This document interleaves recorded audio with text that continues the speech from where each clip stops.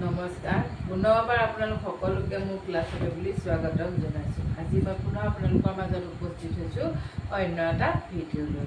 আজি যিটো ভিডিঅ' লৈ আপোনালোকৰ মাজত উপস্থিত হৈছোঁ সেই ভিডিঅ'টোত লৈ আনিছোঁ একেটা পাঠৰে গ নম্বৰৰ প্ৰশ্ন উত্তৰ লৈ।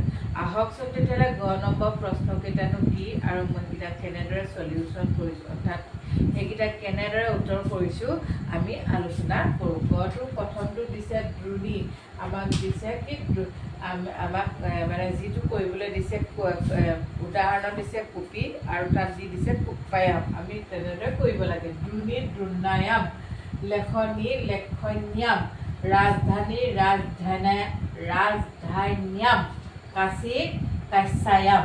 এনেদৰে এই গ নম্বৰৰ আজি এইকেইটা এয়াই দিলোঁ। ইতিমধ্যে মই আপোনালোকক কৈছিলোঁৱেই যে উচ্চাৰণকেইটা মই সংস্কৃতৰ উচ্চাৰণকেইটা অসমীয়াত লিখি দিয়াৰ বাবে ভিডিঅ'টো সদায় কি হয় মানে সৰু হয়।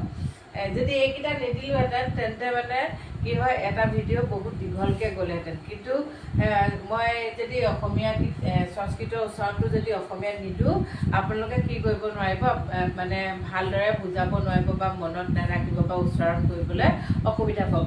সেইবুলি ভাবিয়ে মই কি কৰিছোঁ এই গ নম্বৰৰ এই প্ৰশ্নকেইটা দিছোঁ। সেইবাবে এনেকৈ দিয়াৰ বাবে ভিডিঅ'টো সদায় কি হৈ যায় অলপ হ'লেও সৰুকৈ যায়। গতিকে তাৰ বাবে ক্ষমা প্ৰাৰ্থী। ঠিক আছে, ভিডিঅ'টো আজি ইমানতে সামৰণি মাৰিলোঁ। অহাকালি পুনৰ আপোনালোকৰ মাজত উপস্থিত হ'ম মোৰ অন্য এটা ভিডিঅ' লৈ।